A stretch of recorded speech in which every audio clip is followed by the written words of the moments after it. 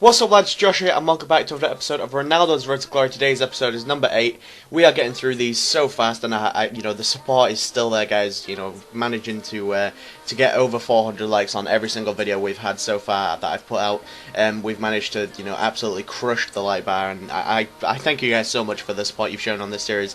I honestly didn't expect it to get consistent support like you guys are showing it, so it really does mean a lot. And at the start of this episode we do actually buy a CDM Ghanaian player who eventually, when if we win the division title, we'll get quite a bit of coins from the bonus, so then we'll be able to change him into a CM 4-3-2-1 as well. So we'll get him in the team very very soon, but for now he's just going to stay on the bench. But we go into a match and we get matched up against a Ghanaian bronze, silver, and he's got 1 silver, 1 gold player, and 9 bronzes. So he's got 90 chemistry. He was actually a pretty bad player, if I'm being perfectly honest. And we go in the 16th minute we go 1-0 up with Casado, our left back I think he is. And we should have gone 2-0 up here, but Cristiano Ronaldo just going wide. Unfortunately, that would have been 2-0, and I think that would have been wraps up already. Xavi Guerra hits the post, like 20-30 minutes later. We get quite unfortunate with Xavi Guerra. He's constantly hitting the post with those near post OP shots. But then of course we do go for the tramp, because this guy, I don't know why he was such a bad player, but I just couldn't score past him. He had a really good goalkeeper. His defensive tactics, I guess, seemed to keep.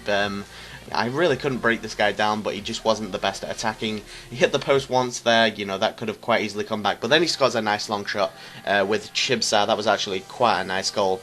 And I think there's one more chance for him to equalise. Look at that, goes for the tram goal and doesn't even hit the side net in one absolute fail shot that was. He could have come back quite easily after that, but I did actually finish the game 2-1, and I was really really glad to get a win out of that, because honestly guys, the score, I had so many shots that I didn't show that it should have been like 5-6-0 at one stage, but he did actually get 1 goal back from the long shot, and then he could have quite easily equalised with that tram goal attempt, but he didn't.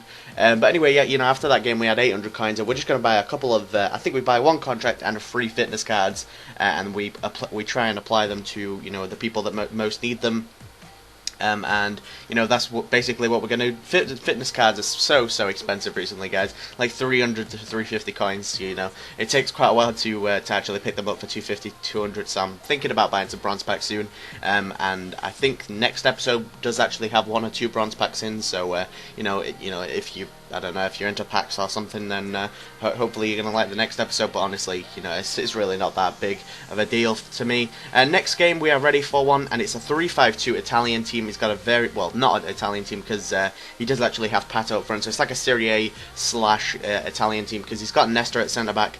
But we actually start off the game going 1-0 up with Pablo Sarabia, our right forward, and that is a really really bad tramp goal. But honestly, this guy was a very very good player. This is probably the best player I've played on this game, and the next game we play as well. He's a very very good player. But anyway, this guy was just all Pato. Just as soon as he got it down to Pato, my defence just absolutely crumbled, and Pato was able to just dribble past my defence, pace them down, and score. But anyway, that made it 2-1. Pablo Sarabia in the 26th minute made me go 2-1 up, and unfortunately for him, but fortunately for me, I've got the pace on Xavi Guerra, and look at that chip! What an absolute sexy chip that is over the goalkeeper, very Rooney-esque chip, from the Manchester United club. Of course, it's very very similar to how he would do it, or used to do it anyway. Not so, he doesn't do them so much anymore. But anyway, Alexandre Pato, of course, equalising it once again. Sorry, no, not equalising it, but now he's about to equalise it. There we go, with that tramp goal, to equalise it in the 70th minute, 3-3, and unfortunately that was how it stayed, and we do actually get a draw out of that result. Personally, I did feel I deserved a bit more out of that game, but we got quite unlucky, and it did actually finish 3-3. So that was a good game. He was actually a good player, but he all he would do was over the top, through ball over the top to Alexandre Pato, and then he would just completely run straight through my defence. And this guy was such a hard player to play. So I was quite happy with a draw, to be honest, against that sort of opposition, full gold team, pacey right back / left back in centre back, if you know what I mean. But yeah, we buy a couple more contracts and a couple more fitness cards, or I think it's just fitness cards actually this time, and we don't actually go for any contracts because everybody's got a contract or two on them, and we only need fitness cards. And we're going to one more game for the end of this episode. And you're going to see who I get matched up against. It's actually not really a good opposition, but this guy is definitely the best team I've ever... sorry, not the best team. The best player I have played so far. And it's quite funny actually, because at the end of the game he actually asked to duplicate my Ronaldo. I wish I recorded it. I might put it on next episode, I'm not sure. But yeah, this guy sent me a message afterwards saying, I can dupe your Ronaldo, do you want it doing? I was like, oh, I just sent him a message laughing. But as you can see, his team 5 at the back, very sweaty. But his strike force really wasn't that good, which was why I was quite confused about, how he was such a good player. But his defense, I think he was containing or something, because this guy was just, I couldn't break his defense down at all. Maybe because there was 5 at the back, I'm not too sure. But this guy was just a really, really good player. I was expecting to lose this, and we actually do get a nifty result at the end of it.